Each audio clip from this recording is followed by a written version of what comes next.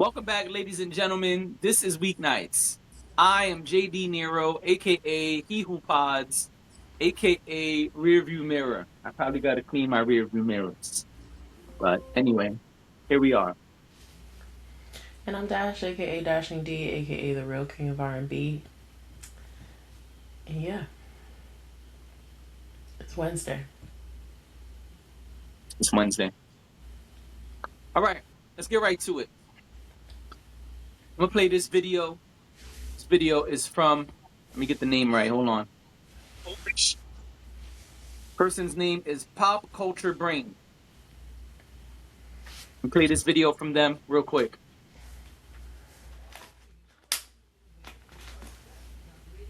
Corporation did the right thing for once. So congrats to all the AMC A-listers out there. Were you aware that an AI-made movie is coming to movie theaters next month? It's not a feature-length film, but instead an animated short that's potentially going to be shown to millions of moviegoers kind of against their will. You see, Igor Alfarov's AI short Thanksgiving Day just won the Frame Forward AI Animated Film Festival. And part of the grand prize was placement in Screen Vision Media's 20-minute movie theater pre-show. You know, those ads, previews, and shorts that run before the trailers and actual listed start time in theaters.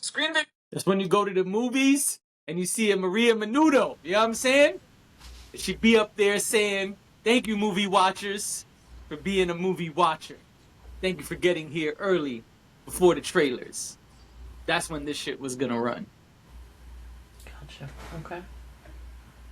These programs run in 2,400 theaters nationwide on 15,000 screens, which include AMC, but other movie theater chains as well. So when word got out that an AI-made short would be playing in theaters, it naturally led to a backlash and public outcry among movie fans. And now AMC Theaters is taking action, saying it will not show the AI short. AMC said in a statement, "This content is an initiative of Screen Vision Media, which manages pre-show advertising for several movie theater chains in the US, and runs in fewer than 30% of AMC's US locations. AMC was not involved in the creation of the content or the initiative and has informed Screen Vision that AMC locations will not participate." So while there's still a lot to complain about movie theaters, especially the prices, at least in this one instance, it seems AMC did the right thing in prioritizing human-made work and rejecting AI-generated content. Holy sh!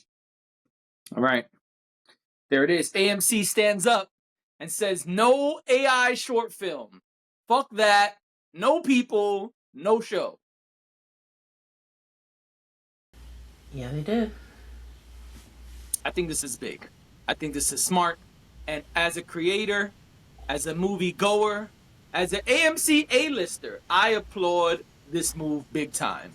I am happy that they said no to AI, even though it's a short, before anybody even gets there, because it sets a precedent that AI film has been shown and AMC said no. I don't know if this is the smartest business move for them. I don't give a fuck. I appreciate them doing this. I think it's okay for business because you're seeing a lot of people in the movie industry talk about how they don't want this to happen, and Yeah. they don't want AI to be a precedence that gets set in making films. So I think it aligns. I think they're on the right side of the argument. Okay. Um, I don't think, at least right now, I don't think it's going to be the difference between them getting to show movies from particular studios. I think that's probably when it would affect their business. But right now, if if most if many people are in agreement that this is not the way to go, I think it's okay for them to take that stance. And I agree, it is going to set a precedence. They're going to be able to say, we don't, this is not what we support, but we're still here to show you all of the great films that you love and you want to see. And I think that's good for business on either side when it comes to partnerships with the film industry, but also with its consumers. Yeah. I think we're all still trying. Sorry. I just said yeah. I think we're all still trying to find our footing when it comes to AI and decide what makes sense and what doesn't. And I think there's a large consensus that feels like when it comes to creative work, it still needs to be filtered out. So I think this is a move in a good direction. I'm curious to see, though, how long it will take for um, entities like AMC to fold on this, because I do see a world where eventually this might change. Yeah, sure. I agree with that. I think Just the don't know first when one's it going will to be be. sneaky. I think the first one's going to be a lie. It's going to be like, oh, we used dashing D animation and Mm-hmm. we got all these fake names of people who were involved. And then come to find out in 6 months after it does blockbuster numbers, Mm-hmm. hey, it was all AI. Yeah. That's how I think they're going to sneak in there the first time. Yeah, maybe. It'll Yeah. have to be some good work for it to sneak by, because I feel like people are getting better at recognizing it now than they were Yeah. before. Yeah. You know, I thought I recognized Wendy's, but then I realized there was a new logo. Maybe it's just temporary. But I saw something and I said, wait a minute, that's not the Wendy's logo I'm used to. Can you show the class, please? Show the class. I think it's cute.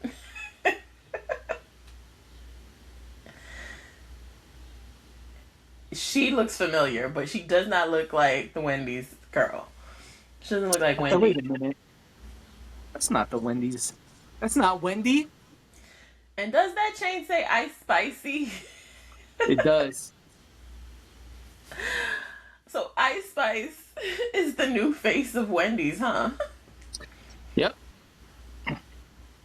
This coming on the heels of her being attacked Yep. at a Wendy's in Hollywood. Mhm. Yep. Um, this is this. How do I say it? This is how you get your coin after some messed up stuff happening to you. This Yeah. is how you get your coin. This is how you rise above. Yep. Okay.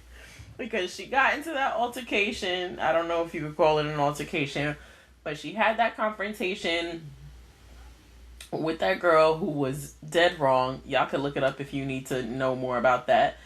She got into that situation, and here we are now, a couple weeks later. So Ice Spice got a little promo following the altercation at McDonald's. And she even tweeted this wouldn't happen at Wendy's. And there you go. Got a Ice Spice spicy chicken sandwich promo popping. I mean, look at that. Look at how she turned a bad situation into something positive, and she's getting a little coin for it. Why not? I think the real winner is Wendy's. It's Wendy's. Yeah. Of course. Of course. But listen, Wendy's is not afraid to step into anybody's comments. No, they're not afraid to Online. get spicy, pun intended. They're not afraid to get spicy. They're very much on the internet and paying attention to what's happening out there. So I'm not surprised that Wendy swooped in and said, "You know what? We know what we can do here. We know how to be of service to you, Ice Spice." Yep. Right. So Help us good for help her. you. Exactly. Good for her. Yeah. And this is good, you know. This is a good way to bounce back for Ice Spice. And again, Wendy's wins. So Yeah. all good. Now I will say I'm a little disappointed Why are you because disappointed? when she had the Dunkin' promo, they had a whole orange drink. You know, they hooked it up. This seemed more like we're gonna use it to just promote some shit we already have. I feel Yeah. like they should have made the fries orange or something. I don't know. Well, this was probably a cheap way to do it. Yeah, A that's cheaper what I way feel to do like. it, I should say. Yeah, that's what I feel Yeah. like, and that's why I'm a little disappointed because yeah, it's good she got a bag, but y'all could put a little effort. You know what I'm saying? Y'all could have put a Yeah. little bit of effort. I guess they had to turn it around quickly, so I you know. suppose. Yeah. Suppose. All right. For our third and final topic, we have an interesting one. We go to Complex for this. Complex released their hip hop power ranking list. Hip hop media. My bad. Hip hop media power ranking list. That's why we're not on the list, because I can't even get it right.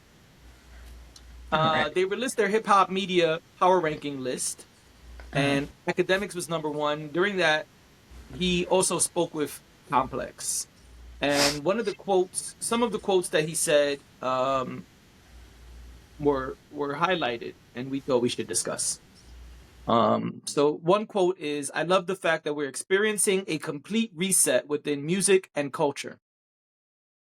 The other quote is, he says, "The thing I hate most about hip hop right now is everyone wanting to turn it into what they think it should be or what it used to be.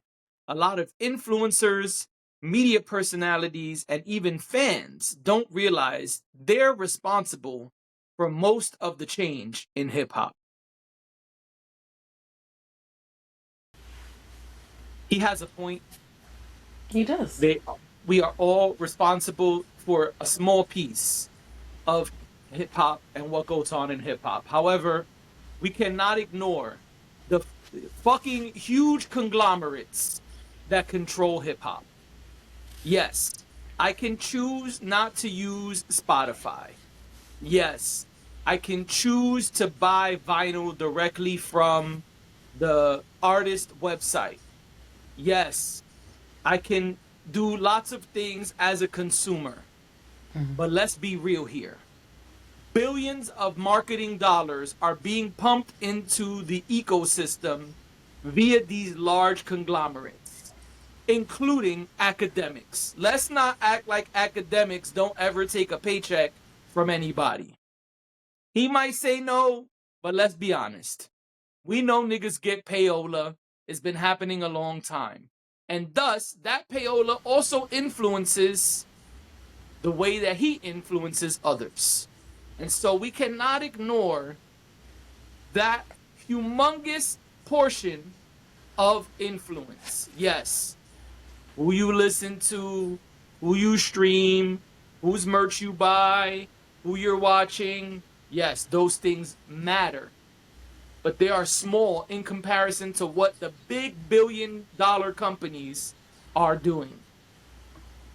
Sorry, the biggest artist in the world has been struggling to get the records he's putting out to be the numbers that he's used to. Why? Because he's beefing with his label. Because he's in court with his label. Drake, we saw the Spotify all-time list. One of the top 10 artists of all time on Spotify is struggling compared to his own older numbers. I know people will say, oh, if you look at Drake's last release, it's still that better than blah, blah, blah, blah, blah, blah, blah. Yeah, we're not talking about blah, blah, blah, blah, blah, blah, blah. We're talking about Drake struggling to hit the numbers he usually hits. Why? Because he's struggling with his record label. That record label has way more control than Drake's fans or Drake himself, which is why he's been struggling. And now we'll see what happens in just a few days when Iceman comes out, because that's Akademiks, man. 1, 2, Akademiks gonna be promoting the shit out of it. 3, he's still beefing with the label. So who knows what's gonna happen? Will Akademiks and Drake be able to get it to the numbers that they wanted to get to? I don't know, but they weren't able to do it with the last thing. The last stuff came and went. Why? Because it didn't have the label backing that Drake is used to having. Because the labels, these huge billion-dollar conglomerates, are the ones really making the moves. Sorry, Akademiks, you do have a point. Yes, we do have a piece of the pie. But our piece of the pie, our piece of influence, is much smaller as consumers than these humongous companies. I see what you mean. I did agree with him, which that's kind of why I wanted to talk about this, because I never agree with DJ Akademiks. So I thought this was really fascinating that we were actually on the same page about something. I think he's right. I think that I think that what moves, he didn't necessarily say this, but I think what moves culture is ever changing.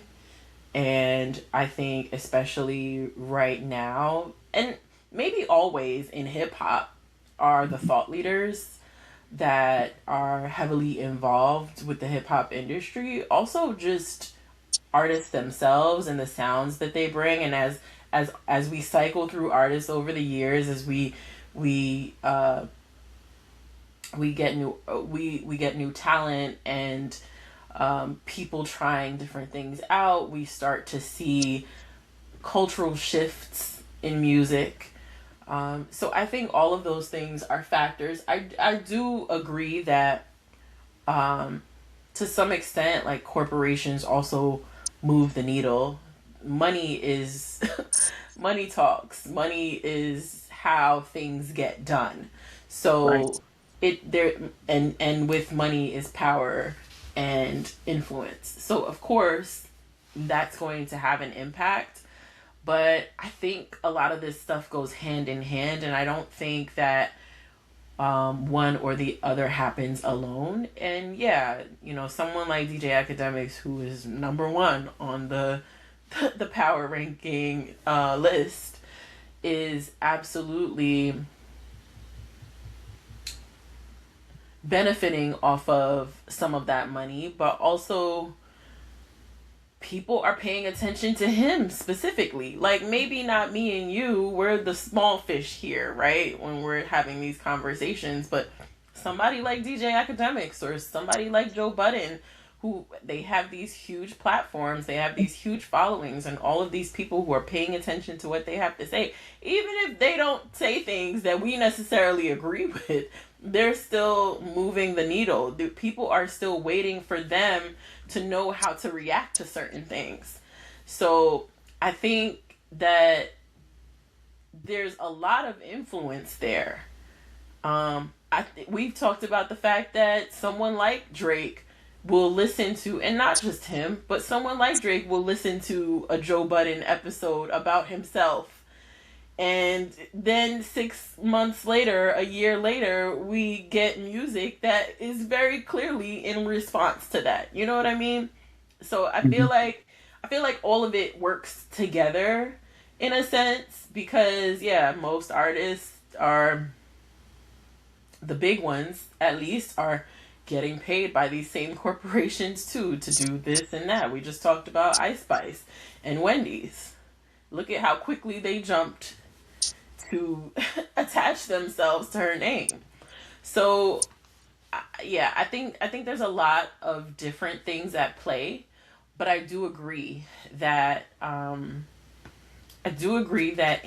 something like hip hop specifically, the thought leaders in the industry really do make a difference and really do, like, the you listen to some of these podcasts or some of these shows, interview shows or whatever, and yeah, some of it is fluff, some of it is laughter, some of it is, but then I know I can say I don't really listen to Joe Budden these days, but back when I used to listen all the time, my favorite thing about listening to that podcast was their album reviews.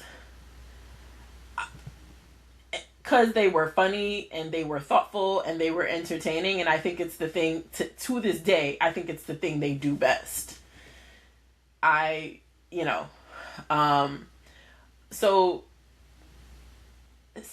I agree to a certain extent. I think it's all working together is my bottom line. But yeah, nonetheless, all important. Did you see who the top 5 were, at least? It's usually the same people, so I didn't check. No, it's Oh, usually Joe, Act, Charlemagne, top 3, and then after that, it could vary. so Charlamagne is actually number 5. Akademiks is number 1. Joe Budden is number 2. Number 3 is DJ Vlad. Ouch. Number 4. So number 3 is Boozy. No. Oh. Number 4. Who do you think number 4 is? I have no idea if Vlad is number 3 and Charlemagne is number 5. I have no clue. Fat Joe and Jadakiss.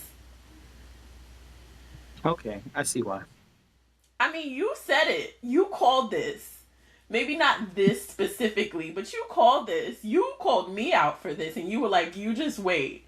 Like, they are going to be among the top of hip hop media outlets. Yeah. And I was like, nah, because Fat Joe is over there lying. How could it be? How could it be? But you said it. You did.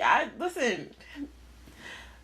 My hat's off to you because you called that. You definitely did. I was like, no, because that man is a liar and all he does is tell stories about lies. Like how is he supposed to be up there? Don't get me wrong, and I want to be clear. I do respect their contributions, both of them, their contributions to the music industry and to the hip hop industry. I just want to be clear about that. I don't agree with everything about Fat Joe, and I personally, honestly, I've said before, I don't like him. That's the truth. I really don't. Love Jadakiss, okay? Would take him any day. But I do think that what they're doing together is dope. Yeah. Even if I think that a lot of it is freshly baked lies. But but like I said, those freshly baked lies are the things that are taking off, are going viral, and are bringing people to the show. And then when you get to the show, not only do you get to hear stories, but very often they have guests who have new releases, guests who they're cool with, and you get to hear more interesting stories that maybe are lies, maybe are not, but you get more insight into both the music and the interactions between the people. Yeah. That's why I said I think it's genius, because he goes up there and he says, I robbed the whole gym without a gun or anything. Right. And the toughest guys in the school were helping me carry the shit to my car because it was too much shit to carry. And it's ridiculous and it makes no sense and it's nonsensical and you don't believe it, but you're entertained. That's why people are here. Absolutely, he is entertaining, but it's just so ridiculous. And let's be clear, his lies are not why I don't like him. And you know that. His lies are not why I don't like him. His lies are entertaining, but that is not why I don't like him. And I won't get into it here. We don't need to get into it at all, but it is what it is. I see the entertainment value in the lies. I don't know why. I think it's because I don't like him that I feel compelled to make sure that we all remember that he is lying to y'all. Like, he's not telling the truth. And I don't want to get Jadakiss in trouble, but if you look at Jadakiss' face when he be telling stories, he knows. He knows. He absolutely knows. Jada be like, what?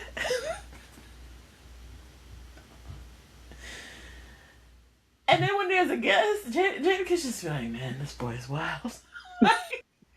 He be mumbling stuff under his breath because he's like, is you cool? Right. Exactly. Listen, doing things for entertainment value, I'm okay with. I just, whatever. I'm not yucking anybody's yum. And I watch the clips just like anybody else does. I haven't become an avid watcher of their podcast or listener of their podcast, but I do. Whenever I catch clips, I watch them because they are entertaining. Exactly. So, there we go. But yeah, I just wanted to give you your props because you called it. You said that they were going to be amongst the top. Amongst the top, and here we are. They are number 4 on this list. Jadakiss would say top 5 dead or alive. Yeah. And I also want to point out that, and this will be the last thing I say, Lauren LaRosa is number 22, and I thought that was pretty cool. All right, see, this is why I'm confused. Because she's part of Breakfast Club. Why is she separate? From Charlemagne? Because it's not Charlemagne. I'm sorry, because it's not. It wasn't Breakfast Club. It was Charlemagne. But then why are Fat Joe and Jadakiss together? Well, I guess because they're looking at her segment of the show and things she does. And remember, she's not just the Breakfast Club. Doesn't she have her own entertainment news show? Yes, she does. Right. So, and Charlemagne does other things outside of the Breakfast Club as well. So I just assumed that's why. I just thought it was cool that Lauren was a part of it. I know she's fairly new in terms of this space and how deeply involved she's in it at this point. I know she got her start on TMZ and all of that, so I know she's not new on the scene. But I just wanted to acknowledge that because I thought that was cool. Yes. Shout out to Lauren DeRosa. Yeah. Ladies and gentlemen, this has been Weeknights. Thank you for being here. We see you next time. Bye.